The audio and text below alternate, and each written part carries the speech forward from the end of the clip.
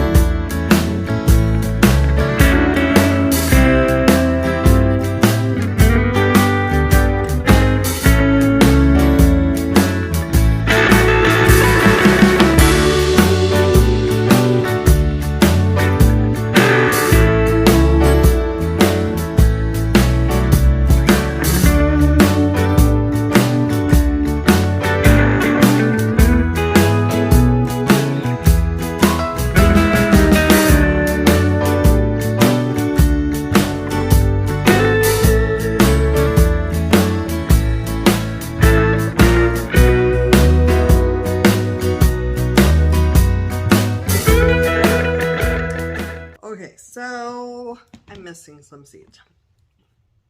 It's going to happen. So now I got to find them. However, I'm going to get the rest of this situated. So what I'm missing are my holy basil or my sacred basil. My package is empty. So I got to figure out where those are. I'm also having a dilemma with my orange hat tomatoes. There's like one seed left in here. So I do have this plant growing right now in my kitchen. So what I'm going to try to do is take some ripe tomatoes from there and let them get a little extra ripe and then plant those and try to get some starts from that. But as a backup, I do have a couple of seeds left in my Tiny Tim. I don't like that one as much. I really like the flavor of the orange hat. And since that's the only tomato I'm growing, I would like to make sure that it's one that I enjoy. So that is a dilemma right there. The other thing I decided is that my plan here calls for carrots on the bottom still. And I did not leave myself room for any radishes. I could tell it's getting over being sick when I made this. I have no kale, no radishes, no lettuce. I'm trying to figure out what I was thinking. So I have some plans to make up for that. However, I did switch a couple of things out. So now how do I know what to plant when? So we're going to look at the back of our plants, our plant packages. I did pull Thai sweet basil. If for some reason I can't find my holy basil, this is the basil I'm going to grow this year for spring anyway, and because I want this for some teas. And my husband likes to eat pho, and this is good in pho. So I will grow this if I don't have the holy basil. Okay, so on the back, it's going to say kind of when you should start. This is an annual. May be sown in place in long summer areas or start indoors and set out after last frost. It does not say how early, so I will double check that one. I think basil for me grows a little bit slower, so I'm probably going to do this one 8 weeks out, and if I have to, then I will trim it and just eat it and let it bush out more. So I'm going to put this at the 8-week phase. The Agastache or Agastache, however you say it, I'm growing 2 this year. Navajo Sunset is my absolute favorite one of these. I grew a bunch last year and I really liked all the flavors, but this one just like calls my name. And so it's like citrusy, minty. So I'm growing this for tea this year. I'm growing 6 plants of this. And then this is a new one to me. I have not grown this one yet, and it's raspberry daiquiri. And I'm going to grow this one as well, 6 plants of this, because that way hopefully I'll have enough to harvest to get a good amount for tea. So these say 4 to 6 weeks before last frost. So I'll put these at the 6-week mark. Korean hyssop, I'm going to grow 6 of this as well. And this is 6 to 8 weeks. So I'm pushing this at the 8th week. It was a slower one. I'm getting concerned there's no seeds in here. Oh yeah, they're just really tiny. All right, 8-week. Chamomile, I'm growing Zloty Land chamomile. This one is supposed to taste more, it does taste more like the chamomile you get at the store. I really like this one. So it's a Polish variety, and they grow slow, but I feel like they actually sprouted really fast for me. Sprouts in 10 to 14 days. I'm going to go ahead and put this at the 6 to 8 weeks. Calendula I'm doing at the 8 weeks because these are actually great. It says setting out after last frost, but these actually do pretty good in the cold weather. And I'm going to grow a lot of these. The 2 I'm doing this time is Strawberry Blonde and Snow Princess. And this is the 2 varieties. I'm going to do, I believe, 1 whole tray of this and 1 whole tray of this. Okay, the next thing we're going to be growing is mustard. We're growing 6 of these, so a whole tier again. And that one, I'm deciding to do this one because it tastes like spinach. It's not as pretty, but I feel like it's more versatile, and I like eating this one raw more than I like eating the Japanese giant red. So for spring, I'm going to try just this. If I decide to later on, I can always add a couple of these and take out a couple of these. This one is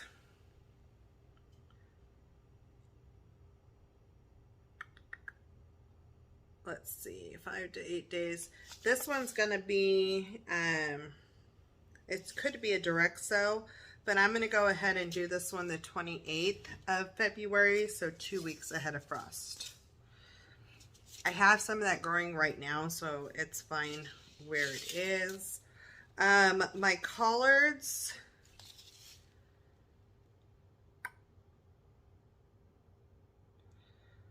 we are actually going to sow these. It says needs moist, fertile soil, sow late winter, mid-spring, and harvest before hot weather. So I'm going to go ahead and plant these 8 weeks before, so January 17th.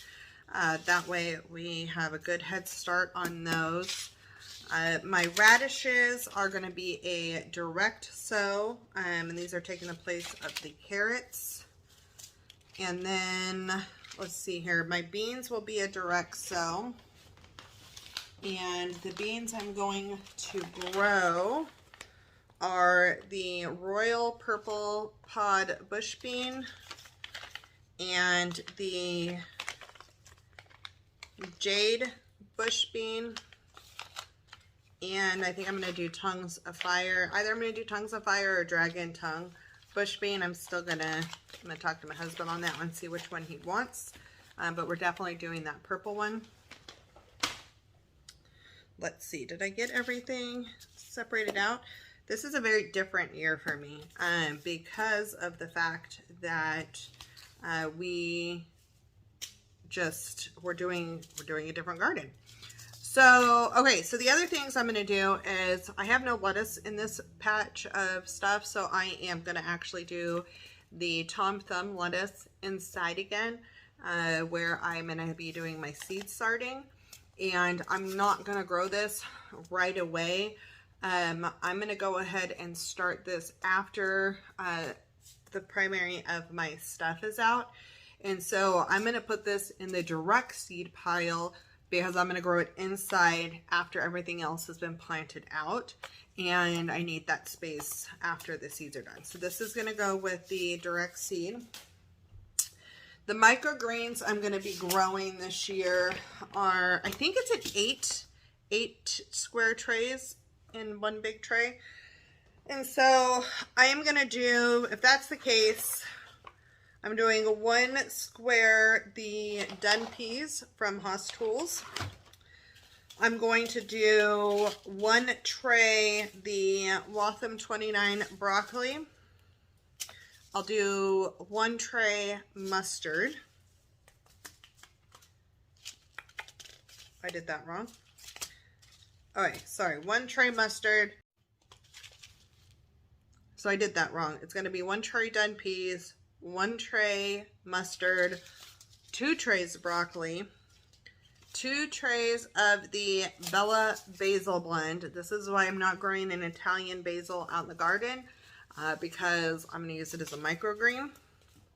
And then I'm also going to grow cilantro microgreens again. I really enjoyed this. And all of these grow at different phases, different speeds. And so it's going to be nice. I'll have something different to harvest. And then I'm also going to try this spring. We'll see how this works. The sandwich sprouts. And try doing some sprouts in a jar. So this is something that will hopefully be coming up. So I'm going to go ahead and get these rubber banded and the dates on them for when I'm starting them. And show you what it looks like when it's all done. Okay, so here we go. This is a pretty small little pile, actually. If I find my other seeds, I'm going to pop them in here. Otherwise, I'll figure it out. So this first one is going to be January 17th. This one, or these two, are January 31st. I had nothing for the 4 weeks before, so I skipped that. I have one for February 28th, which is 2 weeks before. And then, they're sticking together already. And then I have this bundle for direct sow with estimated last frost date. And then that will obviously be flexible. And then what I do on the front side of this, once I have the dates lined up right here, on the front side, I put the things that kind of are based off of whenever there's a space. So these radishes are the ones I'm just going to stick with. As there's holes in the garden, I'll plug them in. As I pull my carrots out, I'll plug these in. And they're going to go where the carrots are supposed to go on the bottom thing anyway. So that's what I'll be doing with these, plugging them in as needed. And then I'm also going to put my microgreens up front, so they are easily accessible. I'll be planting these frequently and just replacing the ones when they're done. And then I have the sandwich sprouts. They're not going to go in, well, I'll put them in there.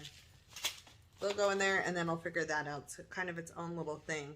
And then this bag will just sit on the side, ready for me to use. And that's it. I'm ready for seed starting. That'll be coming up next week, and I am in the process. This hook is actually for a grow light to one of these grow lights, which I'm blocking now, one of these shop lights grow lights, to go from that hook to this shelf here, and then I'm going to have my bookshelves underneath here, and I just grow on the top of that. So stick around. I hope that you subscribe and turn on your notification bell, and we will see you back here for another gardening video.